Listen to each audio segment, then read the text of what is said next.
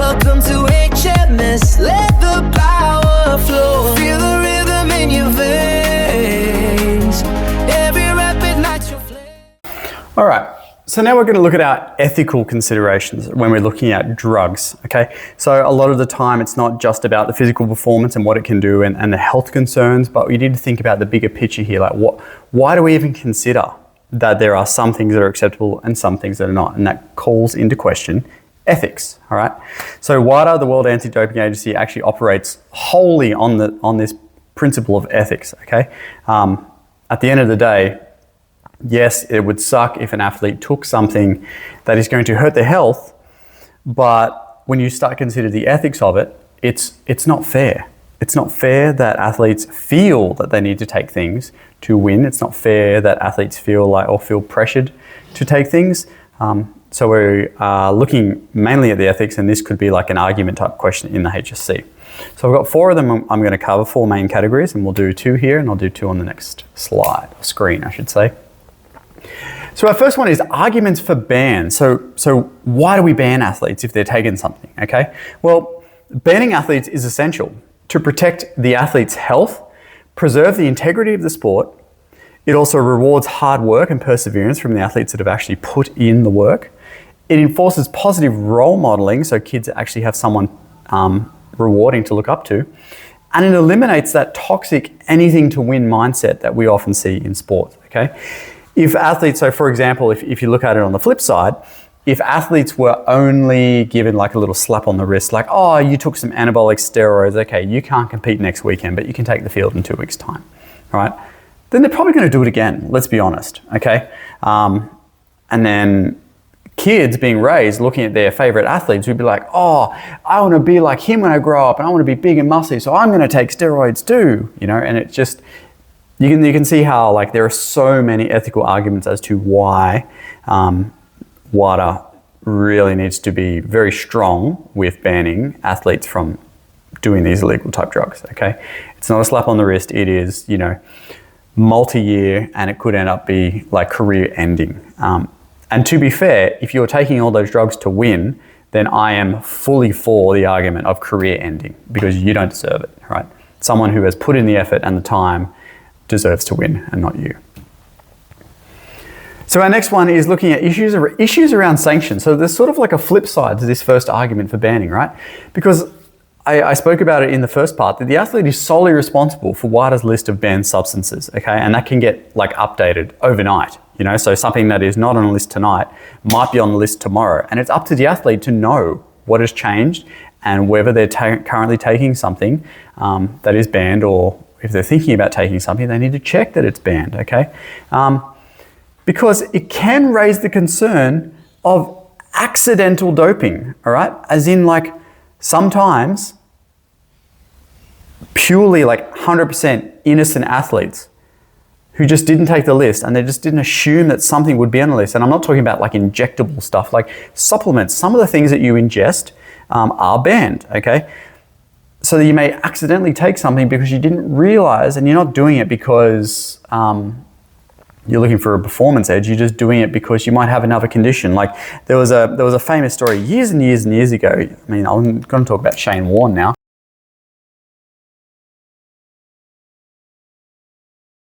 You guys probably don't even know who Shane Warne is, which is really sad. Anyway, Australian cricketer, very, very famous, was drug tested before a test and was banned from the test because he had a stimulant in his system. The stimulant, I could have this story slightly wrong here because it's been many, many years. The stimulant was on the banned substance list. I think his mother or someone, I think that was the story, how it goes. His mother bought it for him, then got drug tested, then got banned from the test because he had this thing in his system and it was all innocent, okay? He was like, oh, I didn't realize. And then obviously then you start to question the ethics. It's like, did he realize? Did he though? You never know. You know, there's so many things that happen in the legal world, and it's like people feign innocence, like, oh, I'm innocent. Like you look at the whole Chappelle Corby thing, but it's like, Did they do it? Did they? Like when those points, you just want to be a fly on the wall and like go back in time, be like, I wonder if they actually did the thing or not, or if they did it. Like, did Shane Warne actually take to actually improve his metabolism, to maybe drop some weight, to maybe increase the amount of training or the amount of effects he was getting from training, from having a stimulant in his system, or was he legitimately sick and that's the only reason he was taking it? Ethics, right? Ethics is hard, but very interesting. I never ever blame my mum. What I did was I said where I got it from. It wasn't black market from a laneway down to somewhere. Yeah. It was just my mum gave it me innocently, like, hey, Harry, which she used to call me Harry. She goes, you're putting on a few, those chins are coming back. And remember, I was out of the team because I popped my shoulder. I dislocated my shoulder and I was trying to get back in time for the World Cup. So Errol Alcott, who's got the best hands in the business, was getting me back. We were working our butts off and it was hard. He was moving my arm. I think have we got the, again, I'm watching this in Newcastle. I know where all these things happen, and there goes your shoulder. So for those that aren't aware, you popped it out in one day. It was the most painful thing. I don't know. And remember, I'd had 2 shoulder operations already there. So I'd had what's called a slap lesion. I'd had another tightening of a joint, shaved my tendons. I had 4 pins in my shoulder, and then I dislocated. So after all that shoulder, to then dislocate my shoulder, it bloody hurt. And I went in the change rooms, went to the hospital. Errol Alcott put it straight back in. But because of my other shoulder problems I'd had, it was really bad. Like, you know, some people pop your shoulder. Yes, it still hurts. But I had extra complications. So Huda said, I'll get you back for the World Cup, but you're going to work hard and it's going to bloody hurt. It's going to really hurt. Like, he was moving it and all that sort of stuff. And so anyway, I did all that. There's Huda, that's Errol Alcott, the physio. So I got everything done. So just before I got picked to go back to the World Cup, I go back to the story. Mum said, come on, Harry, a few extra chins there. Let's just make sure you haven't got them off. Take one of my fluid tablets, which she took for water retention and those other women things. I said, sure. So I took some water, and you pee a lot and you get rid of a few kilos. And that was it. Took my tablet, went to the World Cup. So when did you realise that that's what's triggered the test? When I was going through Huda about absolutely everything in my toilet bag, suitcases, anyone giving you anything, and that's the only thing I could think of. And so anyway, we said, what's the name of it? I said, I wouldn't have a clue what the name of it is. So we ring my mum and I said, what's that called? And she said, it's called Moduretic. So we look it all up and it's a masking agent. It can also be a masking agent. So Hoot said, oh no, this is not good. So then you had to wait for the B sample test to make sure whether, just to double make sure that you tested positive and everything. So Cricket Australia make the decision to send me home. Okay, so our third ethical consideration that we need to think about is issues around testing, all right? And I do have one more section to go through in this series, all about how drug testing occurs. So yeah, I'll probably add to that detail here other than this. But so issues around testing. Testing is highly invasive, okay? Urine samples must be collected under direct supervision by the tester, okay?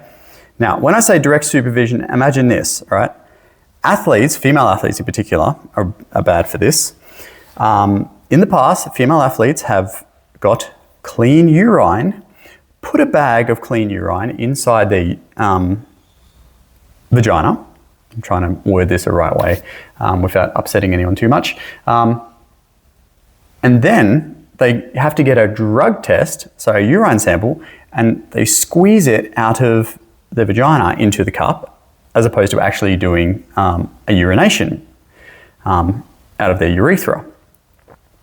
So drug testers cottoned onto this, obviously. So now when I say direct supervision by a drug tester, that's the type of detail that they are getting when they watch the athletes urinate, okay? They know exactly where that urine is coming from, and they can sign off and supervise to say that this was the athlete's urine, okay?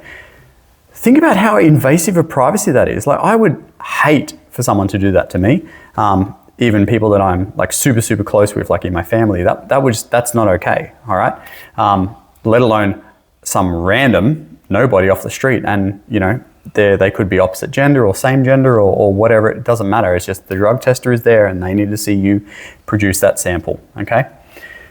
Secondly, child protection concerns come in for athletes that are under the age of 18. If you are a representative athlete and you happen to be 14 years old and you just happen to be really amazing and you've got to get a drug test, well, guess what? You have to go under the same conditions, okay? It's not like your mother or your coach can watch you do the sample. It's got to be the same level. And that's horrible. That's horrible for a kid. That could be traumatic enough that they never ever want to participate in the sport again, even though they've done nothing wrong. Do you know? Like, can you imagine? Like, I'm just imagining like my daughter, if she had to get a drug test and she's like, but Daddy, I've done nothing wrong. And like 100% she's done nothing wrong. She hasn't taken any drugs. Can't even get her to eat a dinner.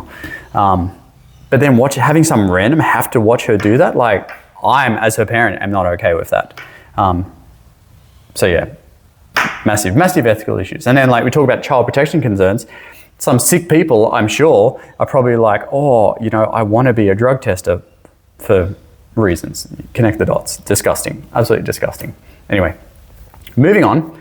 I'm getting upset here. So the other thing is the whereabouts rule, okay? So if you are elected in a drug testing pool, okay, then you have to elect an hour in your day, and in that 1 hour, you need to be able to be available at an elected drug testing center every day for the whole year, okay? You can't go on family holidays away, okay? You have to be around, all right? So let's say like if I elected my drug testing pool to be, at Charlestown, which is a local town where I live, and I said that my hour is going to be between 7 and 8 a.m. For 365 days, I need to be ready to be at the Charlestown Drug Test Center between 7 and 8 a.m. Otherwise, I get banned from my sport. That's not fair, but that's how they do it, okay? Which seems really, really harsh and ridiculous, but this is how they ensure that on the day and the time when they want you tested, you need to be there, okay? So imagine how restrictive that is, not only psychologically, like because you can never feel like you can plan anything or do anything fun, but also physical, because at that time, you need to be around. Yeah, it sucks. It sucks. So the fourth and final ethical consideration we'll talk about is legal versus recreational drug usage, okay? So athletes can be sanctioned in and outside of competition. So obviously in competition, absolutely, but also outside of competition for the use of recreational drugs to protect the image and integrity of the sport. Now, a lot of the recreational drugs aren't actually going to be performance enhancing, but to protect the integrity and image of the sports, a lot of the sporting codes say you are not allowed to use these drugs. Most sports, I will say, only enforce this in season, but some do enforce it all year round, okay? And that's up to the sporting code and whatever you are as an athlete to be aware of what your sporting code expects from you. So like we're talking about illegal drugs like marijuana, speed, MDMA, like obviously if you're doing these things and you're caught by the cops, you're gonna get in trouble anyway, okay? But not only are you gonna get in trouble from the cops, you could also then get a lifetime ban from your sport, which is your livelihood, it's your source of income, okay? Which would be very, very traumatic if that was the way that you were. It's like imagine like the Department of Education sanctioning all teachers and saying you cannot have coffee in term. That would be funny. That would be funny. Not funny. The other one is like legal drug use, like alcohol, vaping, okay? Those things are, well, vaping not necessarily in Australia, but alcohol, absolutely. There is no illegal thing about drinking, consuming alcohol, except that you can't drive, right? But some sports do say that they do not want their athletes to be consuming alcohol in season, or some, in extreme cases, out of season as well. And if you're caught, then you might get a fine, or I need to look it up. I don't think any athlete is actually going to get a permanent ban from their sport from having a beer on the weekend.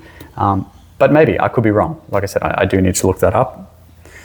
Yeah, so that's the end of ethical considerations. And then we've got one last part of our drug use in sport series. And then we're done. We're done with drugs and we're done with training for improving performance. That's a time.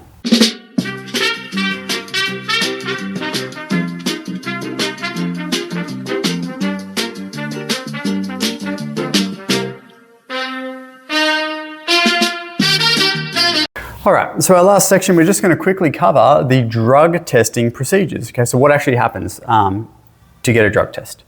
So WADA and the SIA regularly test athletes for doping, as we've talked about before.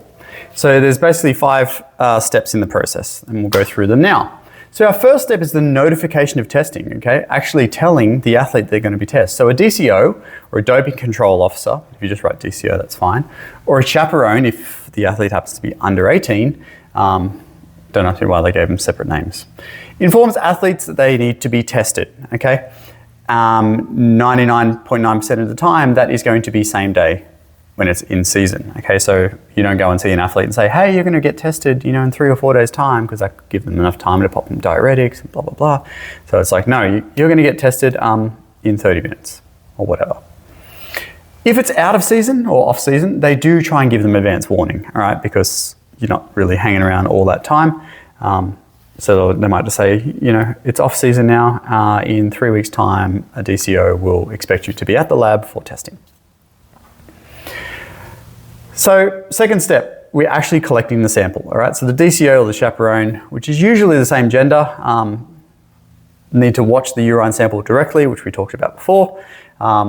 If you're getting a blood test, that will just follow regular blood testing procedures, but it's done at the WADA approved laboratories, not just your random blood test person down the street. And then from that sample, the data that they test is obviously sent away, which I'll get to in a second. But the data is also added to the Athlete Biological Passport, or the ABP. And that improves baseline markers and accuracy for future testing, okay? So, if they're looking for X amount of growth hormone in someone's bloodstream, to therefore declare that they have a positive. Some people just have naturally higher levels of HGH, or not HGH, GH in their system without actually testing, so that data over time adds to adjusting the level that they're looking for to confirm doping, as opposed to just confirming natural occurrences. The third step is sealing and documentation. So once the sample has been collected, the sample is then split into 2 containers. There's an sample A, sample B. The athlete checks and signs both of those samples to ensure the integrity of them. So you're not just putting all of the sample in one, sending it off, and then it gets lost. Not that would happen, but if it did happen, there's a backup, okay? And the backup is the same sample, it's just split. It's not like they don't get you to do one urination in sample A and then a second urination. They just take the one and they split it in 2.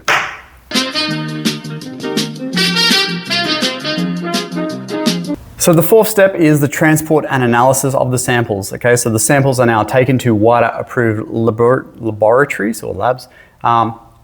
Then they test sample A, okay? If there's a positive test of sample A, so if they're testing whatever they're testing for, it comes up positive, 2 things instantly happen, okay? The first thing is that they notify the athlete again that they need to do a retest, which usually happens on that same day, and they then also test sample B, okay? So let's then say sample B comes up positive again, but then they retest the athlete on the same day and it's negative. Well, then they just go, okay, well, it was a false positive in the first one. But if they retest and that's also positive, then they look at going into the legal processes, all right? So legal processes, the athlete then must attend basically like sport court, if you want to think of it like that, and a panel of, judges will review all the data. And if the athlete is found guilty, they are sanctioned, okay? So a sanction is imposed on the athlete from the SIA, from guidance under WADA, and that sanction can range from seasonal bans to time-based bans to permanent bans. That is the end of our drug testing procedures. It's the end of our drug use in sport series, and it's the end of training for improved performance. Thanks.